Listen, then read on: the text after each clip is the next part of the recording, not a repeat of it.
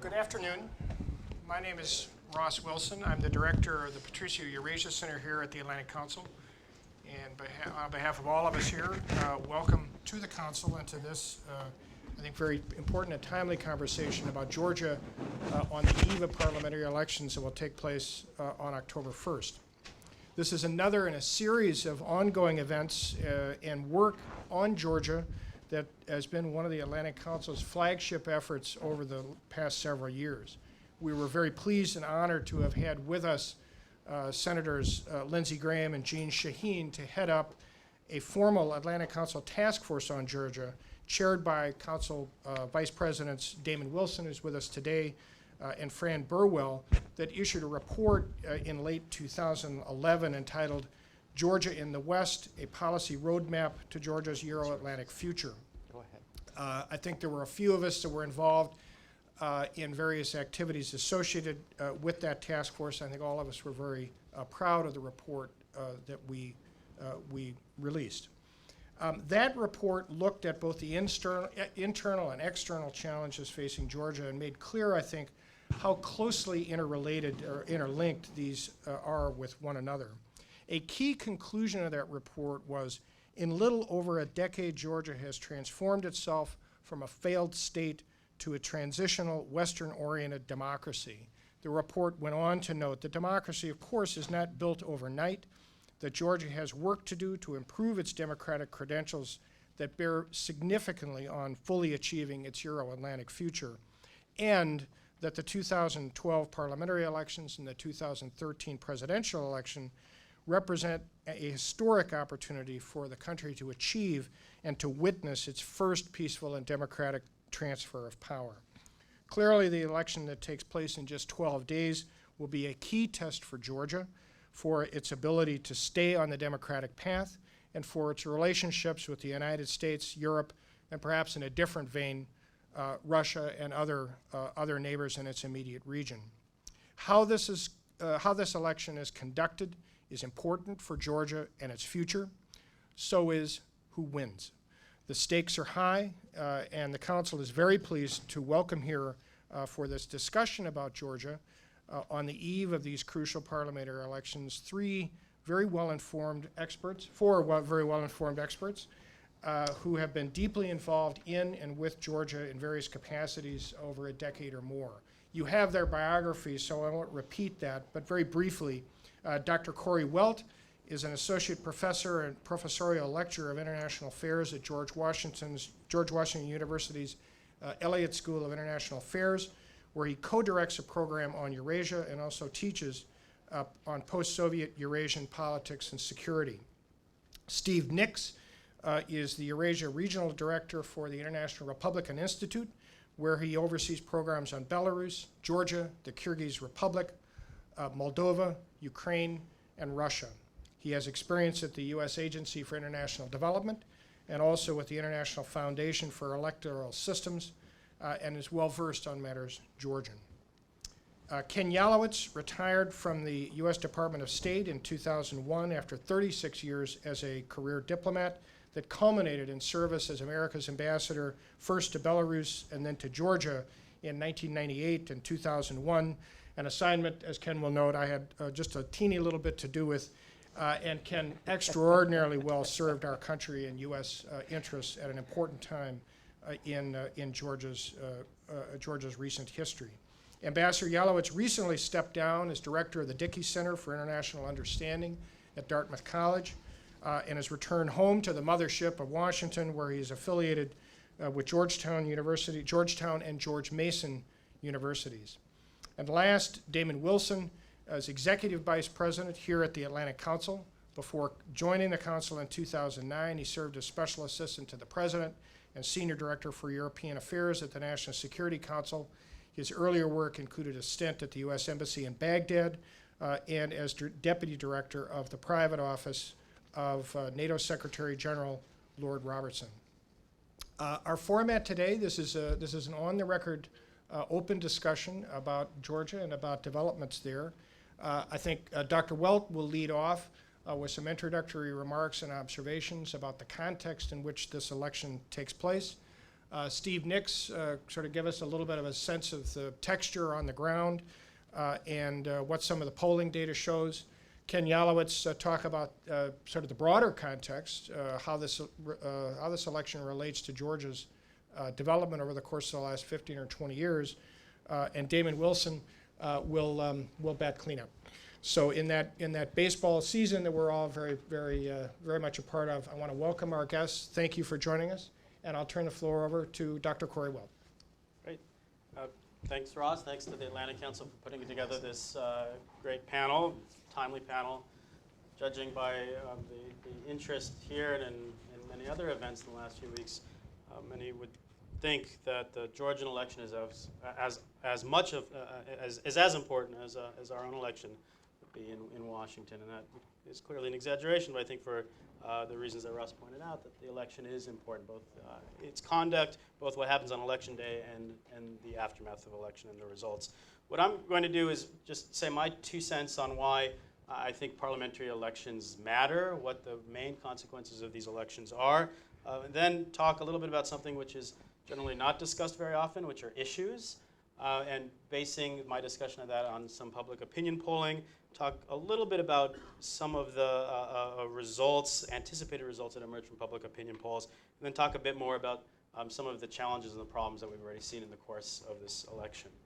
So in terms of why this election matters, my emphasis is a bit different than the emphasis that's placed by many others here, by those in the government of Georgia, and perhaps those in opposition as well. And I think the key to keep in mind is the fact that Georgia's governing system is undergoing dramatic change as a consequence of constitutional reform, the outcome of these elections, and the outcome of a presidential election next year. Georgia is transforming to essentially a parliamentary system of governance, a dramatically more parliamentary system of governance than it has had in the past, which means that basically much more power is going into the hands of the collective, going into the hands of those who are actually elected in parliament. The party or the coalition that receives the most votes has the power to appoint a prime minister who will be the most important leader in the country in terms of day-to-day governance, much more important than the directly elected president.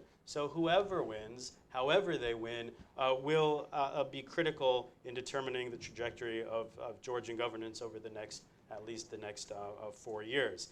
And that's, for me, the main reason why this is a much more significant election than elections we've had in the past. There are other reasons why I think these elections might not be as important as others have made them out to be. It's something I'll discuss a little bit later. But let me turn now to issues. If there's been any number of opinion polls, IRI has done polls, NDI has commissioned polls, the ruling party has commissioned polls, the opposition has commissioned polls.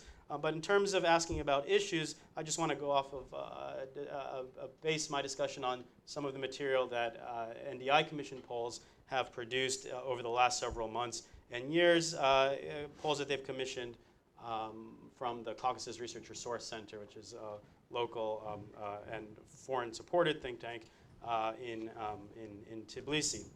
But their results, and their most recent results are released this month, suggest an interesting juxtaposition of what the population thinks matters. And there's 3 things that I want to point out. One is that if you look at overall what the population thinks in terms of what direction the country is going in, over half of the respondents are saying, and that this has been consistent, that Georgia is going in the right direction, more or less.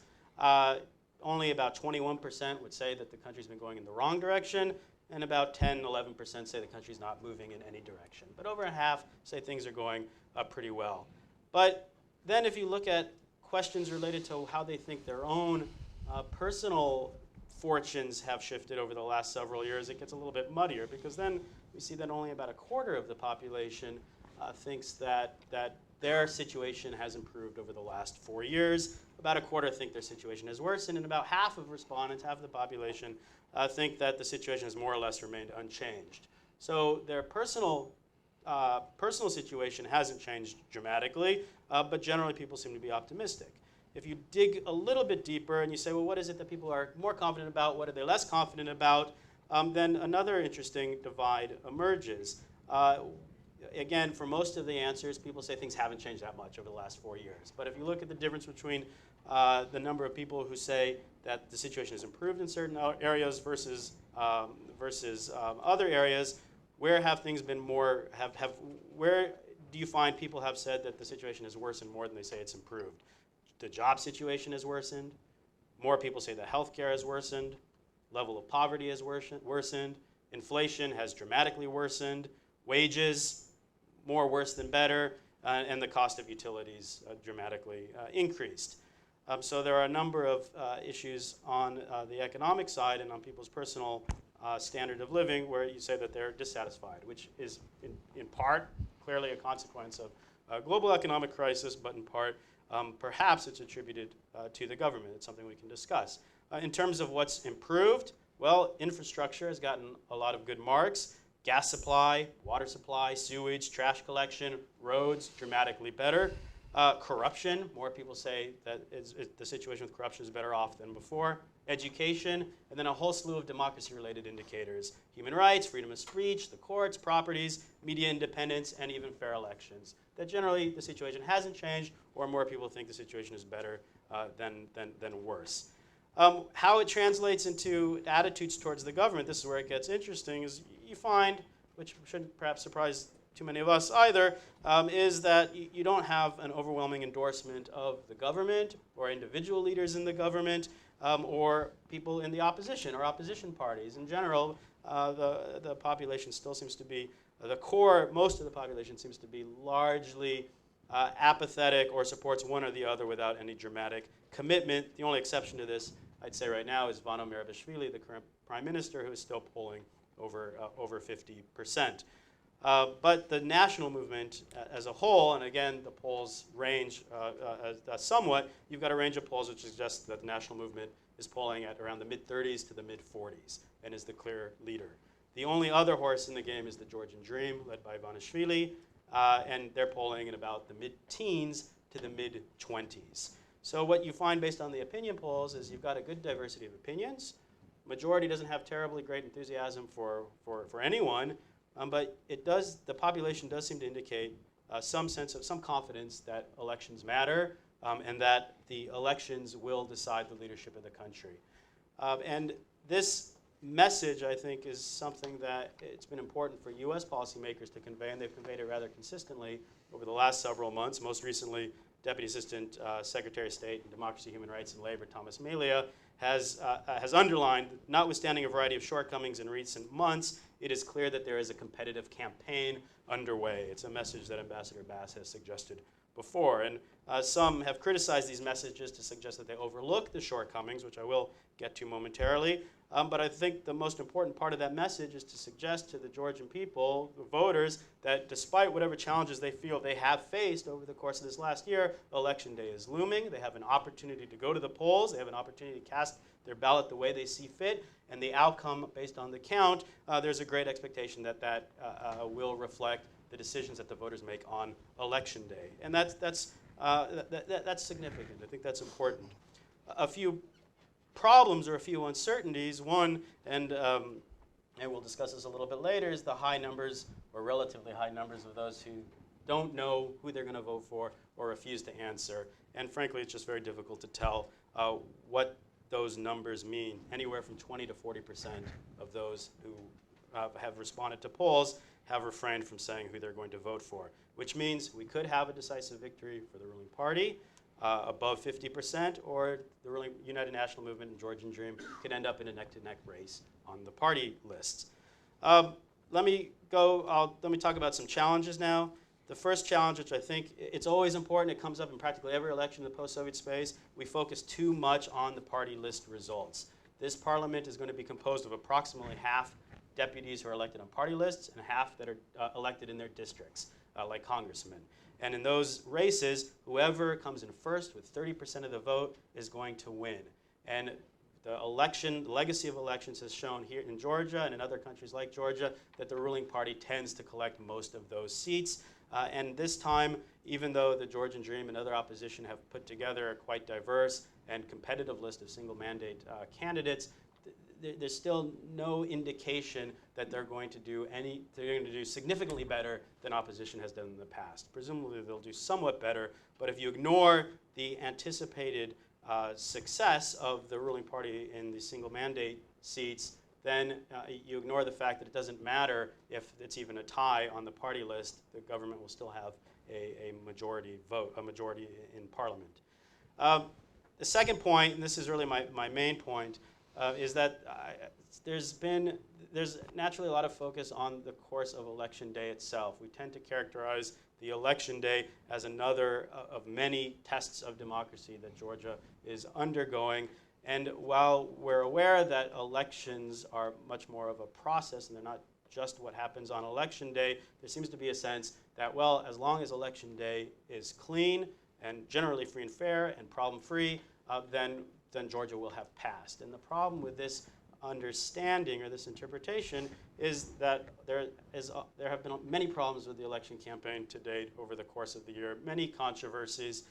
In general, I would characterize the essential problem as one of the Georgian government's strategy, the Georgian ruling party strategy in elections has essentially been to criminalize the opposition and its supporters. Now, we may argue, and I'm happy to do that in discussion, as to whether the verdicts in terms of campaign finance violation, in terms of the accusations with regard to the ways in which the opposition works, or the accusations that the opposition is working for Russia, we can discuss whether these have a basis in fact, but the problem is that the processes that have been underway in order to decide whether or not the opposition is guilty of major violations that have warranted the kinds of fines, the kinds of other punishments that have been inflicted, and the kind of rhetoric that has been flung upon them.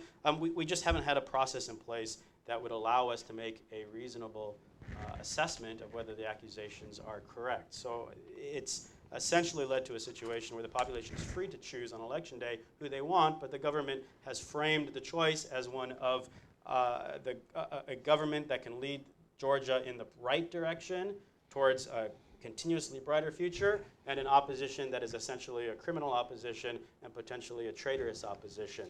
Those are concerns that are reasonable to air, but they extend beyond concerns and have come out with verdicts and accusations that the level of evidence supporting them has been rather questionable.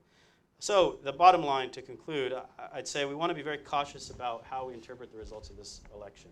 If the opposition performs to reasonable expectations, which is not to say that they will win, then I think that we'll want to say that it's not that Georgia's passed the democratic test, but that the opposition has overcome some substantial, rather non-democratic hurdles. And if the ruling party totally blows away the opposition in this election and what looks like a free vote on election day, then I think we're still going to be left grappling with the fact that it did so in what was already a heavily flawed election environment, and we're just going to have to deal with that as a fact. Thanks. Thank you very much, Cory. Let's continue on through and then take some questions. Steve. Sure. Well, first of all, thank you, Ross, and thank you to the Council for convening this important event and a very important election. We're in the middle of an election marathon, if you will, in our part of the world. We kick off with Belarusian parliamentary elections next week, and then obviously these elections followed by Ukraine's parliamentary elections. This is an extremely important election for a number of reasons. A lot of attention focused on this race. I'd like to present today really on three key areas from on-the-ground perspective, the practitioner's perspective. First, on the pre-campaign environment, the context, and secondly, obviously the campaign cycle, how it's gone so far, then focus just briefly on some election day matters. Starting first with the context, IRI has worked in Georgia for a long time, and our goal, quite simply, is to build a competitive, multi-party political system in Georgia. And you'll see from our remarks, we think that Georgia has made some strides in that area. They've put into place some institutions that I think are very helpful to point out. First and foremost, we all know that the voters list has been problematic for the last 3 national election cycles. It's been a persistent problem. I think that the voter registration committee and apparatus that the government has put in place has been very helpful in terms of maintaining that list, refining it. I think we'll have a much improved voter list going into this election. Secondly, I'd like to allude to the interagency council that's been set up to try to convene political parties together with government officials. This is chaired by the National Security Council advisor to the president, and I think that has worked well in terms of promoting dialogue between the competing political parties and the government entities that will be regulating this election. There are a number of other steps that the government has taken to try to ensure a more competitive process, and I think it's important to note that the Georgian election code that codifies presidential, parliamentary, local elections into one statute, and the fact that that was adopted wasn't perfect, but the fact that the timing of it allowed the political parties competing to prepare effectively for this campaign. Couple notes about the actual campaign itself. IRI's had long-term observers in the field since July, and the weekly reports that we're receiving say that there are some problems in remote areas. Sometimes there's not access given to opposition candidates, passing out bulletins, passing out their literature. But by and large, these are isolated. We have not seen from our reporting any systemic attempt to commit massive falsification during the campaign cycle. Yes, there have been problems, but they've been isolated.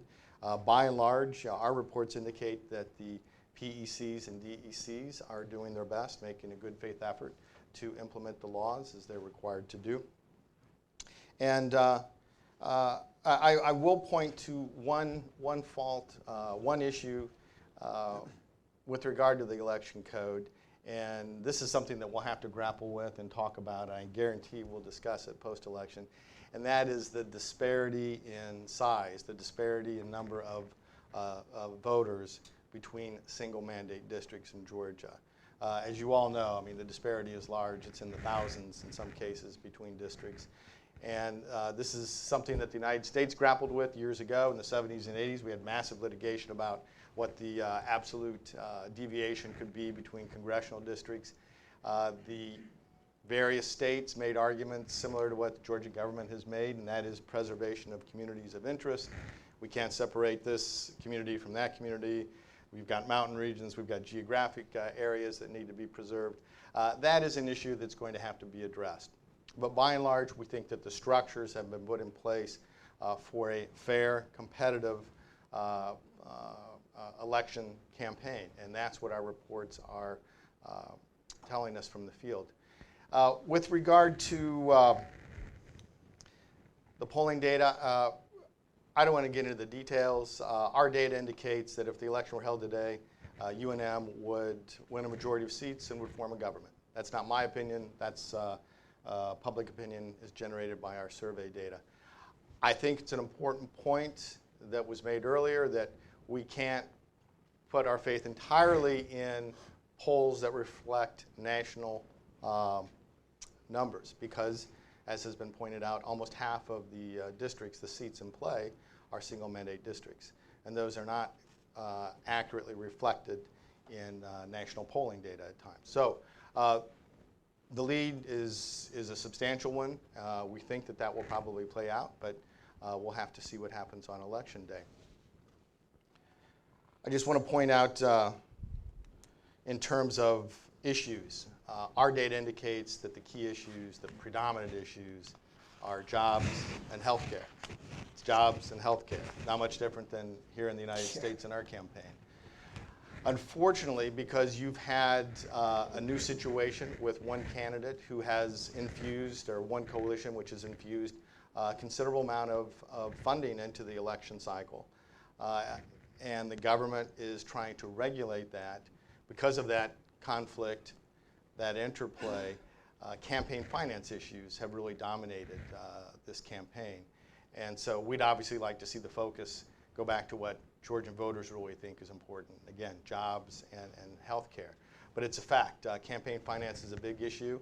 One can argue either way about these expenditures, the government's amendments of the election law to preclude corporate contributions, to put a cap on individual contributions, persuasive arguments on both sides. But in addition to the disparity in sizes of congressional districts, this is another issue that Georgia is really going to have to focus on post-election.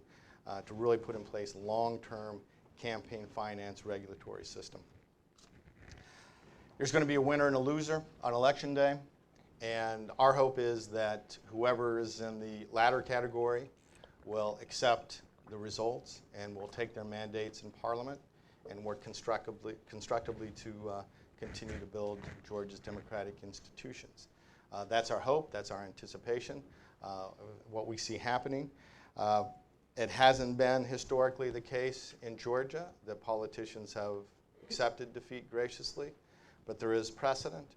When Mr. Alasanya lost his bid for the mayor of Tbilisi, he gave a very, in our view, profound, very gracious concession speech. So there is precedent.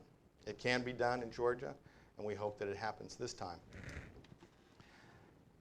I'll sum up by saying I think the institutions have been put in place for a fair and competitive campaign. This has been a very vigorous and exciting campaign. It's been a competitive campaign.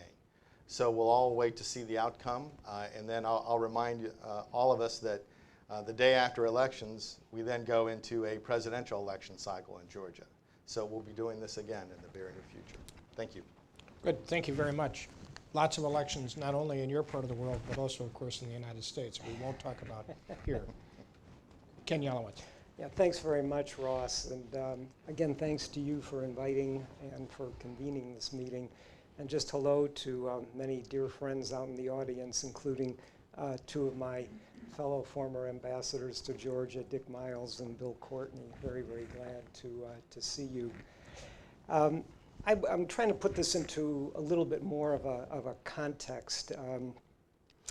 Elections in Georgia, have not been very pretty historically.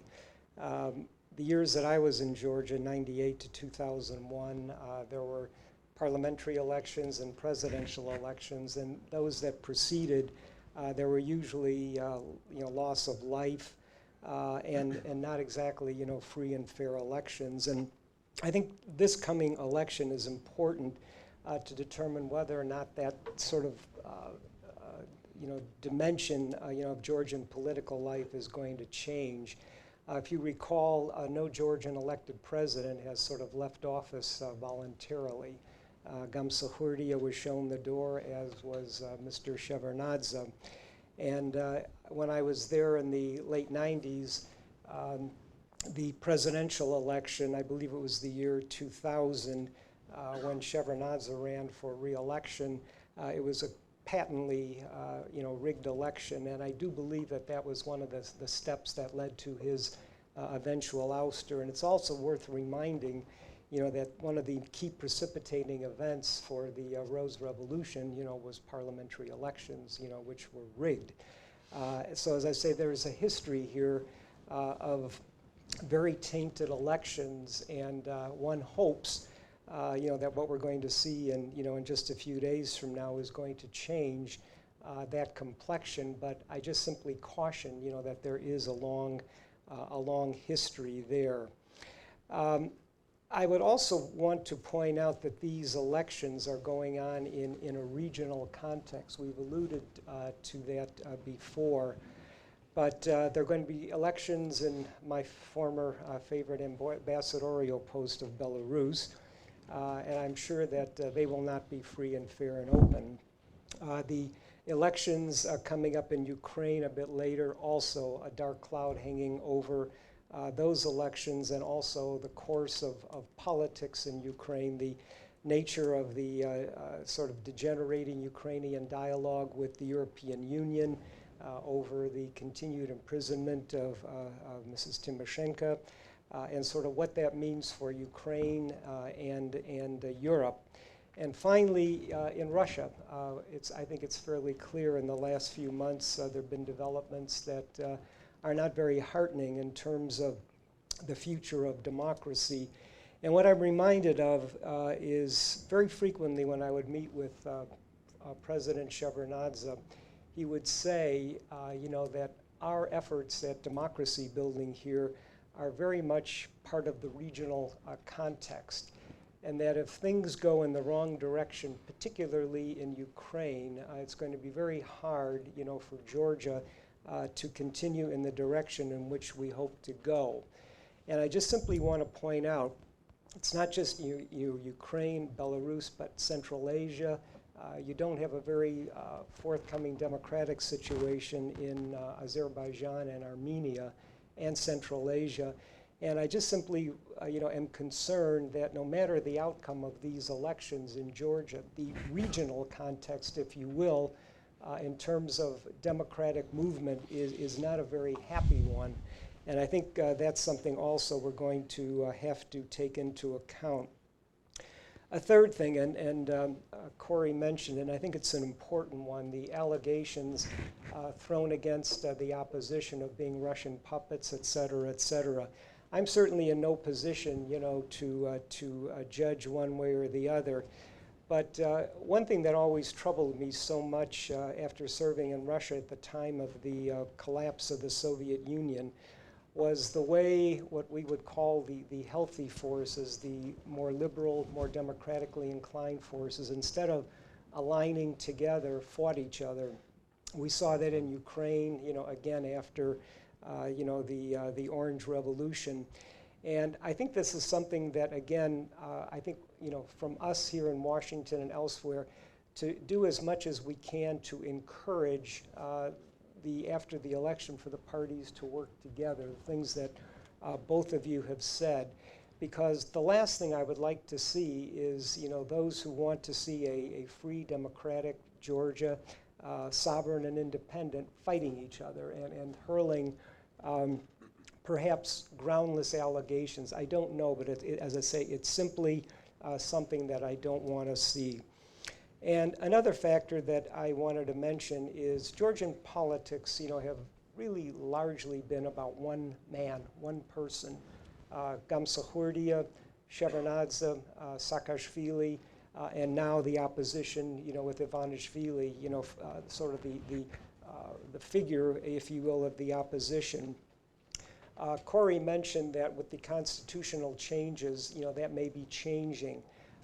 I still would like to see it happen. I would still be very encouraged, to see Georgian politics move in the direction of more, more sort of popularly based political parties that are real political parties and not built around one person or sort of a coalition, of factions that come together. I hope that this new parliamentary system will do it, but I think it's not quite clear that this is exactly going to happen. And I would also point out, there was so much speculation that President Saakashvili might do what Mr. Putin did and have himself appointed prime minister. That seems not to be the case, with the UNM nominating Bano Merabashvili for that position. But I do think, for the sake of Georgian politics, for the future, that to move away from this idea of sort of focusing on one man, that it would be very healthy for Georgian democracy, if there is a clean transfer of power, to a new prime minister, a new president, and that the way is made for a new generation of leaders, to take their place. So I think I'll leave it there.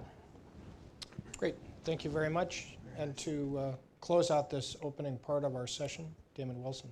Thank you very much, Ross. And let me thank you, Ross, and the Dinu Patriciu Eurasia Center for organizing this event at the Council. We took a decision a few years back to really try to help focus on Georgia in particular as we built out our program at the Atlantic Council, because we're convinced of the significance of the outcome of either the success or failure of what's happening in Georgia right now, and I think we're invested in that success.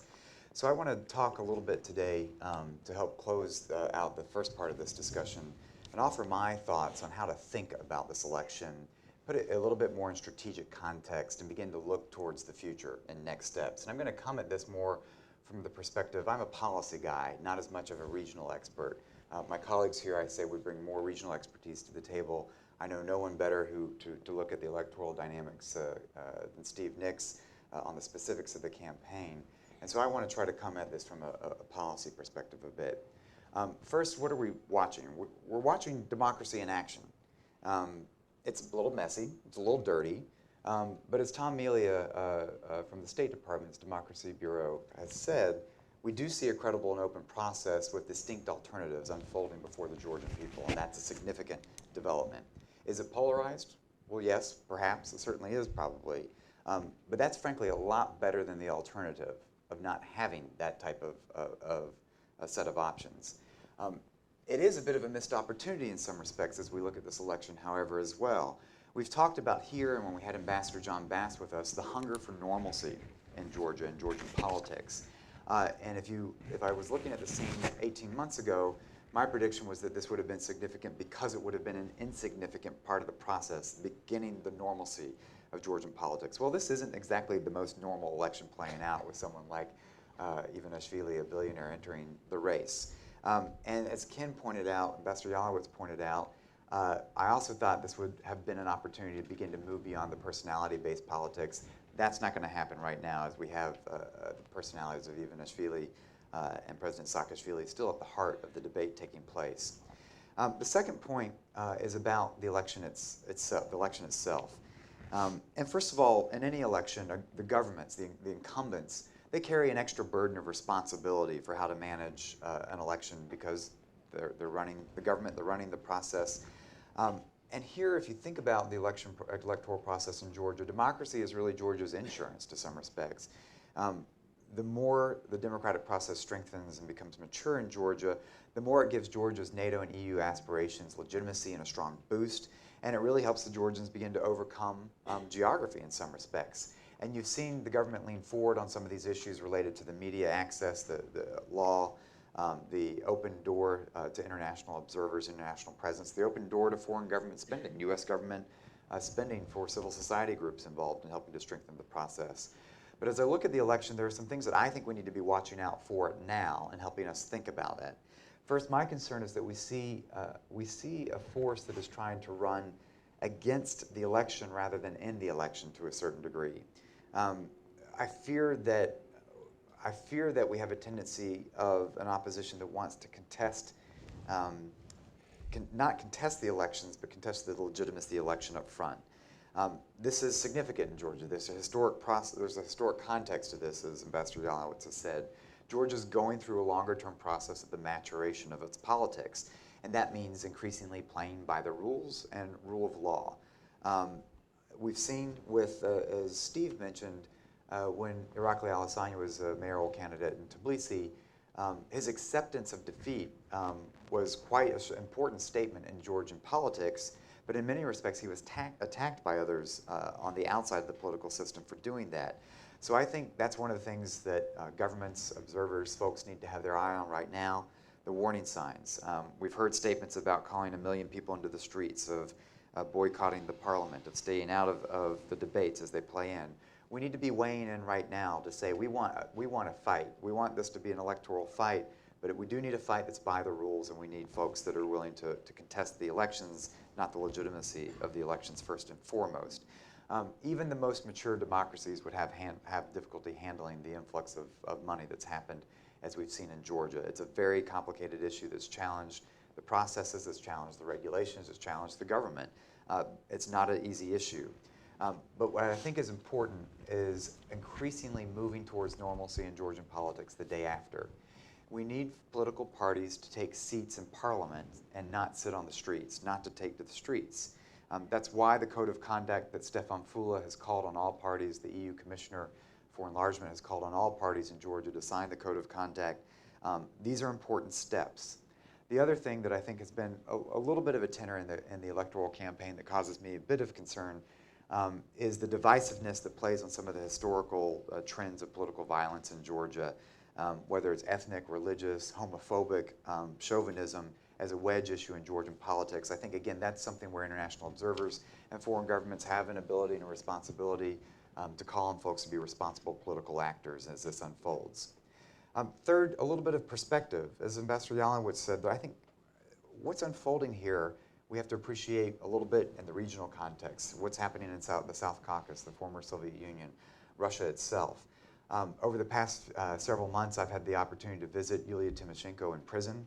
I've been able to talk to Andrei Sannikov, a presidential candidate in Belarus, who came out of prison.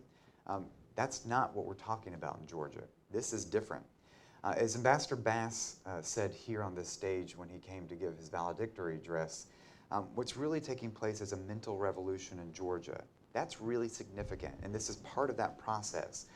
On top of that, this small country isn't just a small country sitting in the South Caucasus. As Ambassador Bass put it, it's a country of vision. And in many respects, I think that's why this is a little bit more significant than a small election in the South Caucasus might otherwise be. That Georgia's not just a trailing country in transition in a difficult space. It's actually a leading edge of that. It's leading the way. We're disappointed with what we see in the rest of the South Caucasus, in Ukraine, in Belarus, in Russia in particular with the expulsion of USAID today. This is where the experiment is tipping in the right balance, not the wrong balance, and that, therefore, I think it makes it a bit more significant. To come to my final points, what does that mean in terms of our attitude as we watch this unfold? Well, we're actually not just innocent bystanders. I would argue as a policymaker, or a former policymaker in this context, we're not invested in the success of any one party. We're not. And I've got good friends in the opposition, good friends in the government. We should never be invested in the success of one individual, one party. We are invested in the success of this process and this democracy developing. This is a country that wants to become our ally. It wants to join the institutions of the Euro-Atlantic community. It's a bit audacious. It has an audacious vision, but that's a good thing. A country that's already one of the largest contributors in Afghanistan, a NATO operation. And I think our posture, therefore, is as we look through the process of the democratic elections playing out, and we look through the day after of governance and execution, what's our role to be able to assist this development, assist this process, not just criticize and attack, but actually figure out how to learn from these lessons and improve the process. So what does that mean for us for preparing the agenda for the day after? It actually means that I think we have a responsibility in Washington, in the West, in Europe, for us to have a bit more of a coherent vision for Georgia and for our relationship with Georgia, first of all. Second, that we actually be real actors in helping to continue to promote the normalcy of democracy and democratic competition. And that means continuing to move forward with support for organizations like IRI and NDI on really helping the parliament figure out how to function. A system that's now going to have a much more important parliament. Let's be in that game, ensure that both the parliamentarians across the range of the political spectrum have the tools, have the training, have the habits and resources to be able to be effective, that we continue to be really invested in helping to support media independence, media training in Georgia, civil society development, judicial reform. The incident in the prisons today, is this a bad thing that happened over yesterday, I guess, in the prison system? Absolutely. Absolutely. Atrocities like that happen to democracies every day. What matters is how you respond and deal with it and address it. And that's, again, where I think we need to be in there helping to think about assisting that process of the reform process going forward, regardless of election outcome. The third point is on the economic front. As the EU moves forward with finalizing a deep and comprehensive free trade agreement, we can push forward our free trade agreement in a Congress that, under any constellation, is going to be more favorable, more open to trade than it has been the past few years. And that we actually begin to think now about what a thoughtful strategy is going into 2014 on defense issues, on NATO. We can't roll off of this election blindly and fumble into a NATO summit without a well thought out strategy. Between now and 2014, we need to begin laying groundwork, working with the constellation of political actors, government and opposition, very importantly, after this election as well. So I'll stop with that, Ross, and let you open it up for conversation. Excellent. Thank you very much, Ken. I think these were four very useful and complementary presentations, starting from the sort of the micro level and some of the specific issues and concerns and attitudes in Georgia, and moving toward the longer term and the strategic issues that what's taking place now in Georgia raises both for the country and for the United States and Western interests. Let me take the moderator's prerogative and ask a first question, and then turn to the audience. One of the things that I'm struck by when I've looked at the polling data, and I think Cory, you referred to this, seemingly relatively high level of undecided voters, which to me at least says there may be a certain level, there could be, it's hard to know what that represents, but it could be a certain level of ambivalence toward the government, since if they were really excited about the government, they might not be they might not react as undecided when asked by pollsters. In addition, you, Cory, cited cited some polling and other data that talks about public discontent with certain specific issues, public appreciation of progress in other areas.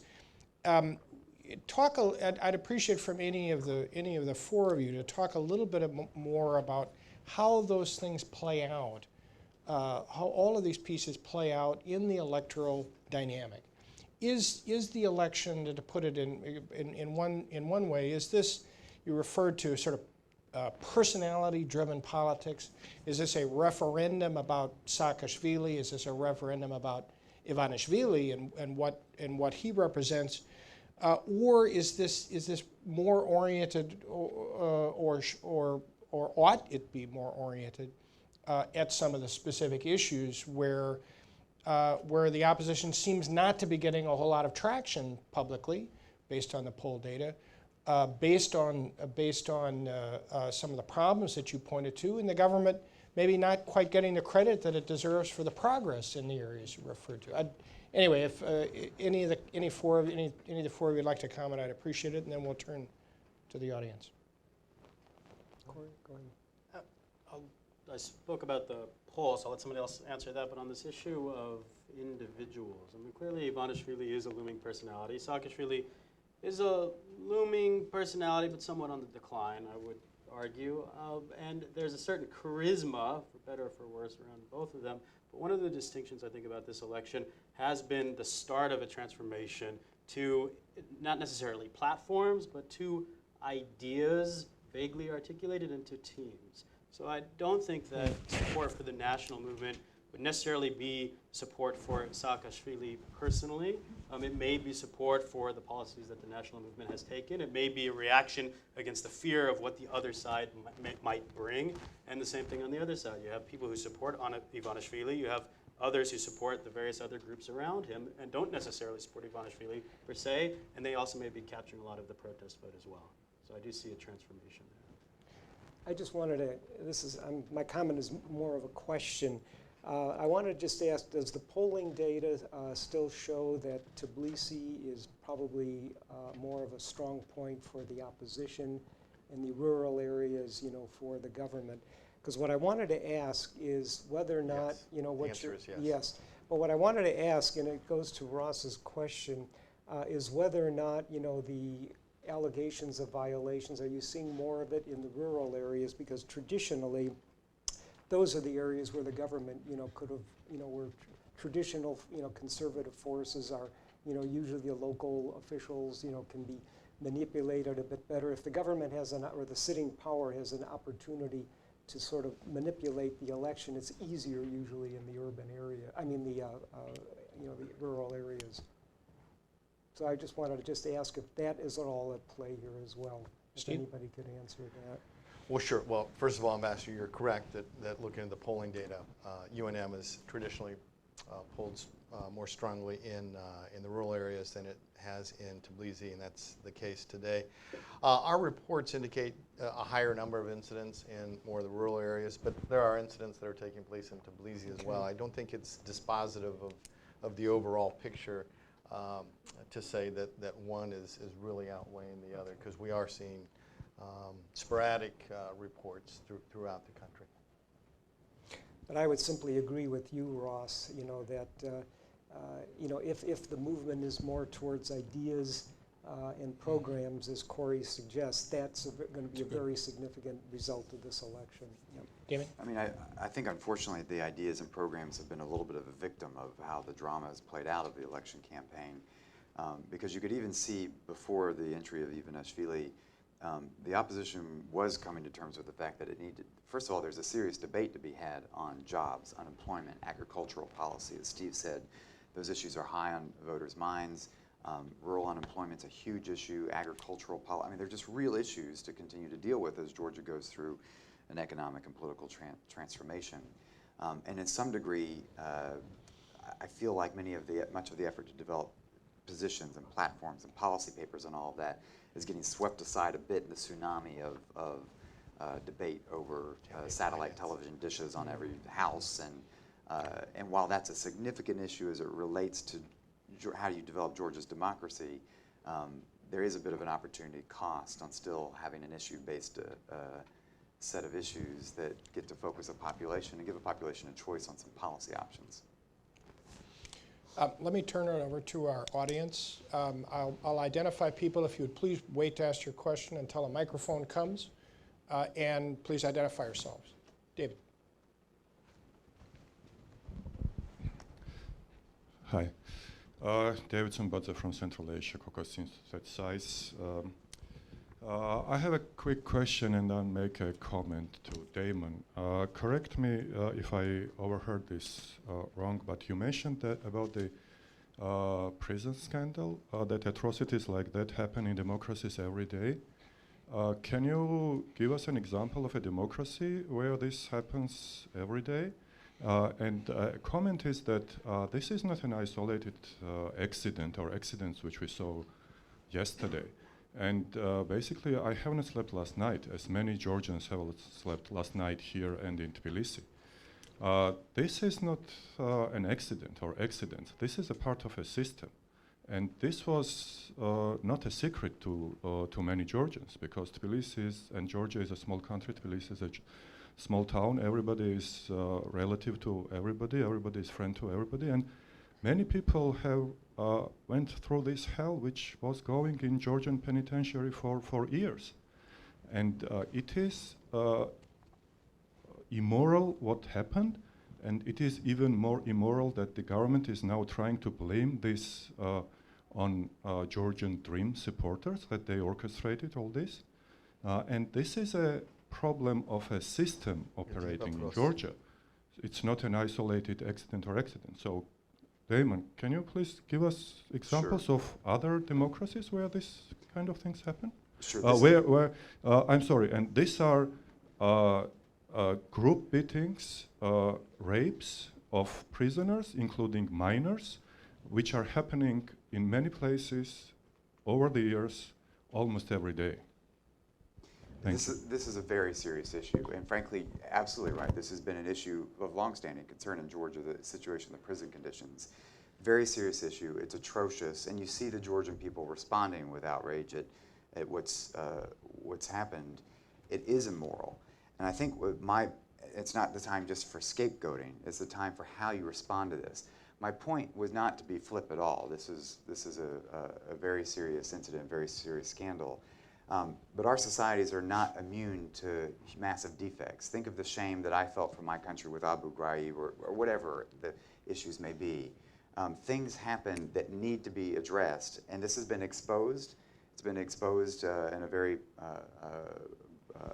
prominent way in the past 24 hours, and I think it's a real test of the government to deal with it now and judge the government on its response, I would say. One minute. 1 minute, please. First of all, what we saw yesterday on Georgian TV puts Abu Ghraib pictures in the category of PG, even not PG-13.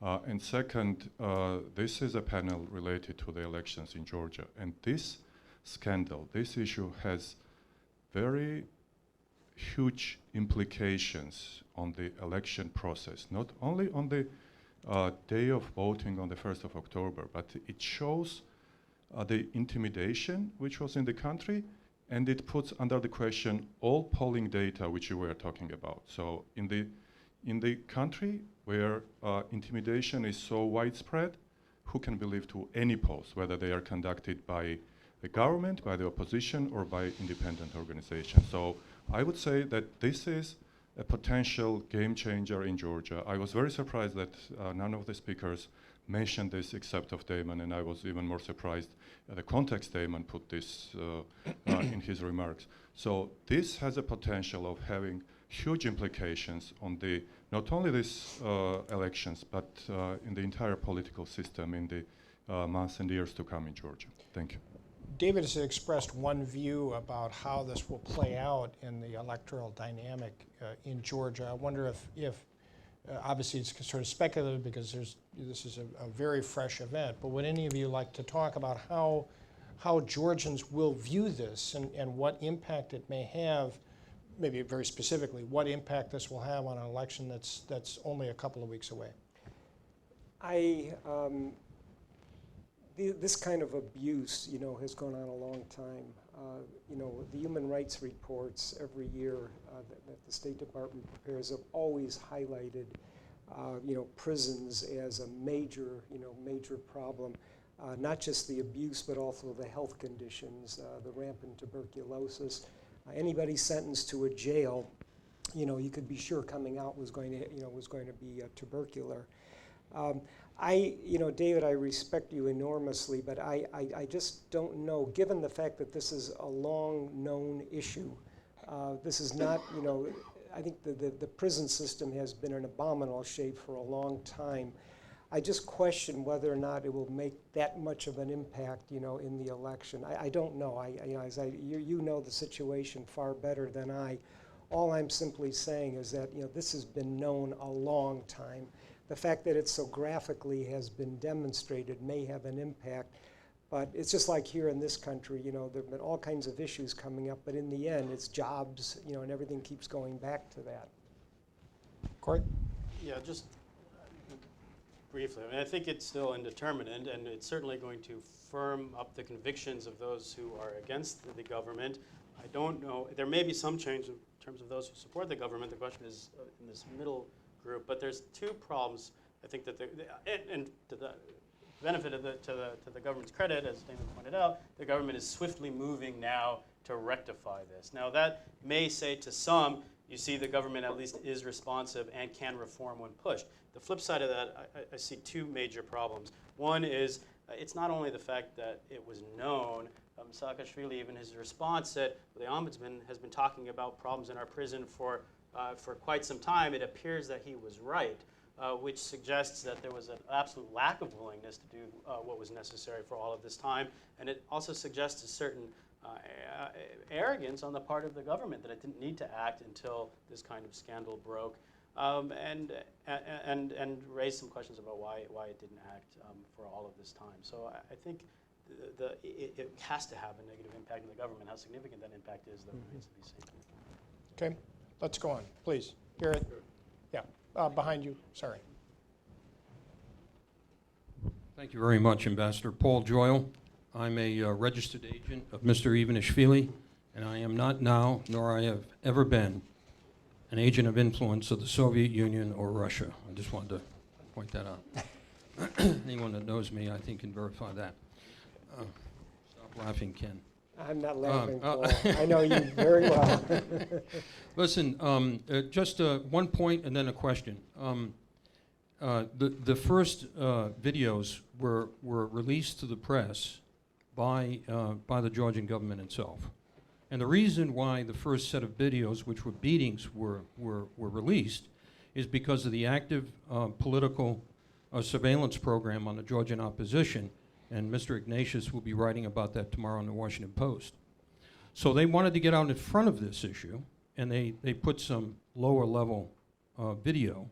And they also put out a statement blaming Mr. Tomas Tomashvili, the father-in-law of basically the CEO of Mr. Ivanishvili, as being responsible. He's in prison there, and he was responsible for this. So I think that some of these videos, however, that have been released go back to 2011, well before Mr. Tomas Tomashvili was in prison. With that said, I would like to ask Mr. Nix and Mr. Wilson, you've mentioned the case of this large infusion of money by one particular candidate into the campaign, and I would like to know how much money are we talking about? Mr. Nix, can you tell the group about what the size of this large infusion is? Or Mr. Wilson, can you tell us? And maybe in the process, kind of expand on the broader issue here that's at play. You referred to this to some extent, Steve. Well, I think it's a well-settled fact that this particular coalition has resources behind it. No. I haven't seen any Federal Election Commission reports, if that's what you're referring to, sir. Okay. But no, I can't give you a detailed account of every dollar that's been spent on the campaign by Georgia Dream. Okay. Mr. Wilson, can you tell us how much? I can't give you the specifics. Maybe you can. But I the, can. I can tell you what the Chamber of Control says. But part of what's at issue is, I mean, resources behind the opposition is a great thing in a country like Georgia, where you need to be able to have competitive politics, bring voices to the political actors. Part of the issue at play is, how do you actually maintain a credible regulatory environment, credible campaign finance rules, and how do you manage the influx of such resources? We struggle with that type of issue in a mature democracy. It's been a very complicated issue in Georgia in this electoral cycle as well. You know that these rules were passed after the announcement of Mr. Ivanishvili. And according to the Chamber of Control, the reporting is that there were $6 million. The Georgian Dream reported that it had collected $6 million. The Chamber of Control says there's an additional $18 million, but they haven't been able to identify where all that money comes from.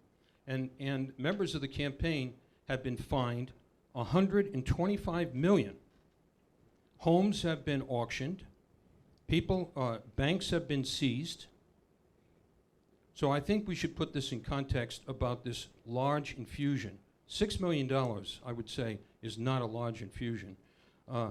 And the way that this has been orchestrated, again, is part of this systematic intimidation that's going on in this election. And if you match that with the use of domestic spying on political opposition, the use of malware and computer penetrations of not only Georgian Dream members, but of family members. And this is systematic, it's intimidating, and it is a far cry from democratic processes. Questions, comments? Please. I have a couple very important questions, and I think we If you could please identify yourself. My name is George Cartozia. I'm the Director of Communications of International Friends of Georgia. I have a couple questions on behalf of my board that I would like addressed by this committee. First and foremost, why hasn't anybody addressed the fact that over 1 million votes have been completely neglected? And I'm talking about the diaspora votes spread all across the world. It's a fact that a lot of these embassies can only maybe accommodate 1,000 people per day, and even those embassies aren't being used as polling stations. And over 1 million people have been stripped of their right to vote. And is this a democracy? I would just like to put that in question. And another question is, can we address anything about the, in the news I've been reading lately a lot about conflict of interest within NDI and RI operating in the Republic of Georgia. For example, there has been allegations of people such as Mark Mullen working for this, working for NDI, RI, and the Saakashvili administration, those types of people. Can anybody address these questions for me, please? Thank you for the questions. Any of our group? Well, I'm not in a position, I'm with IRI, I'm very sorry, I'm not in a position to comment on someone that may have worked for NDI at some point in time. So A series of people. okay, well, again, I'm not sure who you're referring to from NDI. Well, what would you say about if that type of scenario was true? What would you say about it? Would a conflict of interest compromise? I think that's a speculative question. Yeah, I'm an attorney. I'm not going to get into a hypothetical, but I appreciate the line of questioning, and I'm just not in a position to talk about NDI. Can we at least have an idea, please? NDI is working there, and then lots of people are depending on NDI's results. Let's. I'm from India. Ken, please. I can tell you. Please, if you'd have a seat, please. Yeah, but there is no conflict of interest. There are no. I think you referred to Mark Mullen. You referred to Mark Mullen, who hasn't worked for NDI since 2003, and I'm not aware of Mr. Mullen working for the Saakashvili government. Certainly not when he was employed for NDI 10 years ago. So I'm not aware of any conflict of interest that What about Mr. Levan Patriciu, who he's never worked for NDI, Mr. he never Tarkashvili. worked? You No. have no information. I can tell you, I do have information. That I think you're referring to, he worked for the CRC, who has done our polling, and I think he left CRC a year before we started doing our polling with CRC. I think that's what you're referring to. Who was creating those questions? I would just, I mean, Why don't I've we- worked with IRI and NDI throughout the course of my career, as most of us have here, and these are incredibly reputable, respectful organizations that play a tremendous role, I think, in many of the countries where they're working. And so I don't think this is the place to get into an argument over an individual here and there. Individuals have the ability to move on from employment and move to others. That's not the point. It is the integrity of the process that IRI and NDI support. And from the work that I've seen these good folks do, I can remain very proud of that. And what about the first question? About over 1 million people without the right to vote? Not in a position to address that. Please, come on. Let's take a question in the back, please. Thank you. My name is Rusudan Tsarateli, TV Channel 9, Georgian TV Channel 9, just to clarify. So the mass carry law, I have a question in terms of this recently passed by Georgian government to increase media diversity and accessibility, will only be in place for 60 days before the election, October election. So is the time length of 60 days enough for fair and free elections? And also, are you concerned with all these media limits and harassments and repression of my colleagues in Georgia? Thank you. Well, I mean, just I think in general we're very supportive to see this legislation being adopted, and our position is that was a step in the right direction. Would we like to see it extend beyond elections? Yes, I think that's a good idea, and I regret that it is ending on election day. And again, this is something I think that will be discussed post-election, along with a number of other items that I mentioned earlier about size of districts and trying to get a hold on getting clear rules on campaign finance regulation. I think these media rules are also will be subject to some scrutiny and discussion, and hopefully some improvement post-election as we prepare for the next election cycle. Ken? I would just simply add, as far as I'm concerned, free access to the press, media freedom, is one of the really important, demarcations of how developed you are towards democracy. And I think that, I think all of us would agree that, very good to see this, must carry, but it would have been nice to see this, 20 years ago, and, and not just for a specific time period, and just simply going forward. I think this is one of the dimensions that those of us interested in Georgia are going to have to really keep high on the agenda, is, media and freedom of the press.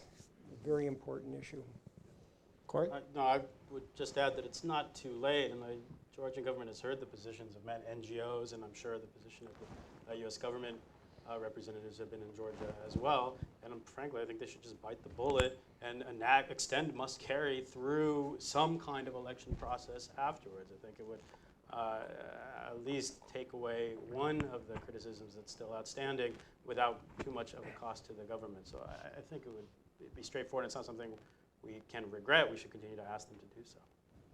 Damon, anything you want to add? I basically agree with that. I mean, the media law must carry a significant advance. It would have been better to have earlier. It would be better to extend it. When our task force went to Georgia, we had an opportunity to spend some time, a roundtable of media, of various media activists. And the challenge is complex, both in terms of access, but also in terms of financing for a lot of these media outlets. And that might be a little bit different for your particular situation, but it's a significant issue in a market the size of Georgia's that has to be overlaid with the legal structure, as well as how you actually make many of these media outlets financially viable, not just internet, but also radio and TV. Let me ask you a question. None of you have touched, except in Damon's remarks, all that much on the foreign affairs aspects of this campaign and of the implications of it. To what extent is foreign affairs an issue in Georgia's election campaign? To what extent does it motivate voters as opposed to some of the domestic concerns that Cory, you in particular identified? And what are some of the foreign policy implications? Damon identified, touched on a number of issues. I'd appreciate if any of you, maybe in particular Ken, if you wanted to elaborate on any of that. Foreign affairs in this election and coming out of it. Yeah, I think Foreign Affairs, has been approached certainly indirectly with the allegations, that Ivanishvili is an agent of influence and not committed, to the Western integration, as is President Saakashvili. So I think, it's there, but I don't think I think the analog, at least from what I can see, is a little bit similar to our elections, where foreign policy, directly is not playing, that much of a role. Personally, I asked Steve before our session today, I was just very interested whether or not the 2008, Russian-Georgian war has come up, as an issue, because I thought that perhaps that might be, something that would come under discussion, the role of the government, the role of, the relationship with Russia today. But it seems, not to be, based on what I've heard today, at the top of the list. I did want to mention one other thing. When I talked about the environment being, not conducive, to democratic development, to me it makes it even more important that Georgia moved in the right direction, despite all these obstacles and despite, what Shevardnadze has said about, if Ukraine goes bad. To me, it's important that, that Georgia be an example, despite all of these problems surrounding it, that you can, move forward in a good direction. So I think that, the election has a lot of importance within Georgia, but I think it also has, a broader impact, on the region as well. Steve, Cory? Yeah, it's clearly for the government, they've been trying to make it a major element of the campaign. They are trying to almost making it one of the two main elements of the campaign. If the opposition is elected, Russia will take us over and we will regress into the last 10 to 20 years. But it's difficult to see what kind of an impact those kind of claims actually have on public opinion. But there is one question that NDI asked, which is interesting. Unfortunately, I don't remember the exact results. But there are two questions rather. One question is Russia an enemy? And yes, most Georgians think that Russia is a threat. Russia is a threat. Some say Russia is not as much of a threat as it's made out to be, but it's nonetheless a threat. Fine, consensus across the board. But the other question is, who do you trust more for handling Russia? And there, on a series of questions, the UNM actually comes out pretty good and above the Georgian Dream. But on the question of handling the Russian threat, the UNM and Georgian Dream are actually more or less even. Suggesting that accusations are not necessarily resonating among the population, and there's a good segment of the population who actually believes the Georgian Dream would be more capable of dealing with Russia than the current government. Anything from? Well, I would just say, I mean, if you go out on the streets today, I mean, you're going to see billboards, you're going to see campaign rallies on more localized issues, as I said earlier, for jobs, economic improvements, job creation, pensions. Things like that. You don't see a lot of reclame, a lot of advertisement about these foreign policy issues. Damon, anything you want to add? Just the only thing I'd add to what I've already said is that one of the significant things when you look at the electorate is the degree of support for a clear foreign policy trajectory across the Georgian electorate, rural and urban, for close relationships with Europe, closer relationship to NATO. And so in some respects, there's a consistency across the electorate that mitigates the ability to turn this into a particular issue, but it's also reassuring as you think about how to engage the country going forward. We didn't answer that question. I believe your issues were addressed. Excuse me. We didn't answer that question. 1 million people, quarter of the population of country, lost their right to vote. Is there anything anybody? Gentlemen are sitting here, and let's answer, please. Is there anybody who would like? 25% of population lost their right to vote. If this would happen here in United States, you can imagine what would happen, right? And we lost our right to vote. 25%. Okay. Now answer, please, this question. What's the question? The question is 25% of Georgians lost their right to vote. It was issued new law by Foreign Ministry of Georgia, and we don't have rights. 25%. Answer, please. The issue relates to Georgians outside of Georgia. No, I and their understand ability that, to vote. It doesn't matter where we are. No, I mean, it's a fact. I mean, obviously, if you're asking me, it's wrong. I mean, just as long we have in our own states right now efforts to limit, people who can vote. I don't like that. Yes, but But can we call I- the I- government I think democratic? excuse me, sir, that's- we have the question. Part of my hesitation in responding is simply, I don't know the numbers of those that would be eligible to vote, but we do know that there are not enough stations. Clearly there ought to be more more places where people who are located outside of Georgia ought to vote, but there is an opportunity to vote for those who are concentrated in the places or in cities where Georgians are most concentrated. The rules might be more complicated than we would like. There are clearly registration problems. I know of certain registration problems, but I wouldn't at all suggest that the entire population of Georgians outside of the country don't have the right to vote. They do, but it's problematic, and I'll acknowledge that. 42,000 people out of 1.6 million people has right to vote. No, I just disagree. We have, That's a fact, let's move to the back. I think this may be the last question. Please. of course. Well, thanks. George Helashvili from Tbilisi State University. It's opportune. This is the last question. I wanted to ask about the American policy toward Georgian elections. If we compare 2003 Rose Revolution or pre-election period, 2012, then I think there is a clear difference in American approach. That's my opinion. That in both structurally, especially in terms of democracy assistance, if you look at numbers, distribution, structure, and political tone or statements, while at the same time, if you look at the estimates of Georgian democracy in 2003 and today, we might actually have slipped a bit downwards. And Georgian democracy rates now slightly lower than even in the final period of Shevardnadze.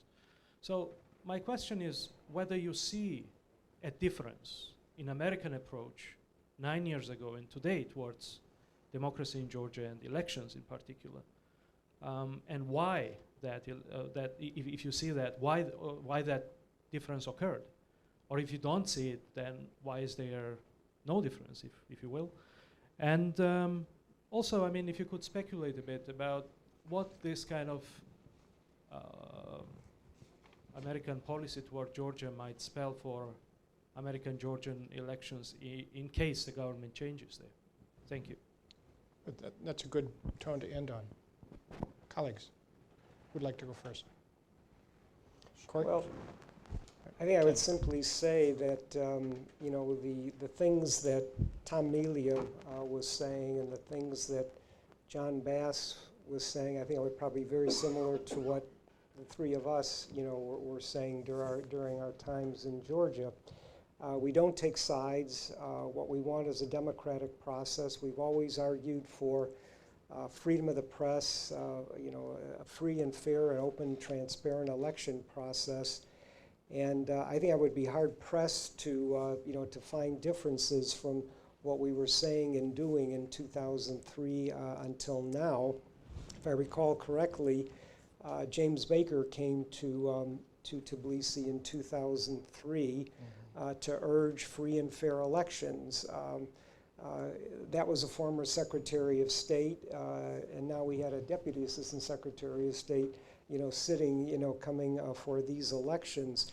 But I think we have gone out of our way, not to take sides and to push for a fair process. And Dick, would you agree? You were there. As far as I know. Yep. So I say I don't really see a change.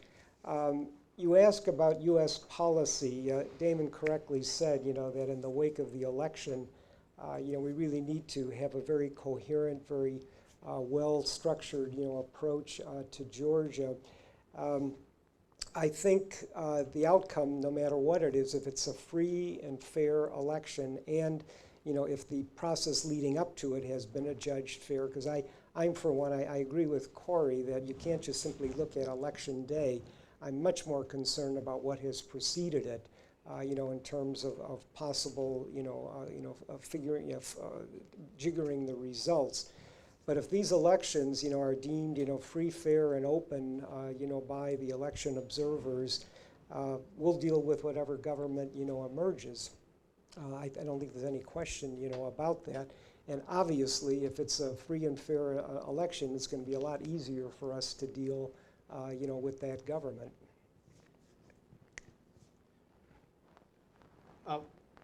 One big difference I think that helps to explain, I agree in general that the policy is more or less the same, but one big difference is in 2003 that government had largely fallen apart. Yep.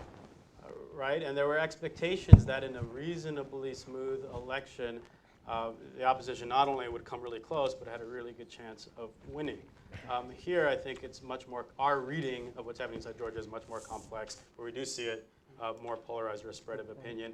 And then the second way I disagree is I suggest that in Georgia, just as in many other countries, we often follow events just as much as we lead events, regardless of who is in the administration.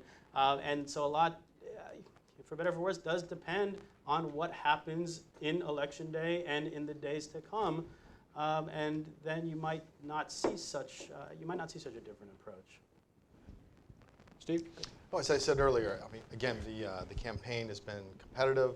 There's new players, new questions, new issues emerging. So I think there's been a healthy debate and a very, very competitive campaign, and that's only to Georgia's future in increasing its democratic institutions, building democratic institutions. Again, the key is, as I said before, there is going to be an outcome, and our hope is that Georgia is advanced to the point where all the players will accept the outcome, whatever it is. And again, we work with everyone. We've trained all the main political parties, provided training to everybody. We don't have a stake in who wins. We just merely want to see that this is a competitive campaign. We think it is, but the key is the events right after elections. If international election observation missions, OSCE, NDI, IRI, and the many others that we'll be observing, if there's a judgment that these elections essentially met standards and reflected the will of the people, it's our hope that that will be respected by all sides. And Parliament moves forward with a majority, with a minority, and continues to build Georgia's democratic institutions. Damon, last words. The only thing I would add is if you think about the United States' relationships with our closest allies around the world, there's a consistency there. There are vagaries based on elections on the margins, that's true. And I think we just need to think about that in terms, that's our aspiration for the long-term relationship with Georgia, in which the underlying fundamentals are consistent and solid. And there may be vagaries to a certain degree depending on certain circumstances as we have with other mature relationships, but I think that's where we're headed with Georgia, and that's actually a good thing. I think we've run out of time. It's 3:30, and I need to close this session. I think that this has been a very useful conversation. It's put on the table both some of the substantive issues and some of the passions and controversies that relate to this election. And I'm very grateful to members of our audience and also to our panel here today for helping to facilitate that conversation and get these issues out on the table. I want to thank the Atlantic Council staff for having arranged this, and in particular Laura Linderman, Assistant Director of the Eurasia Center, who has authored a report on the Georgian elections, copies of which are available outside for those of you that may not have it. I want to thank all of our audience for being part of this conversation, and especially our four panelists here. Please join me in thanking them. Look at the front there.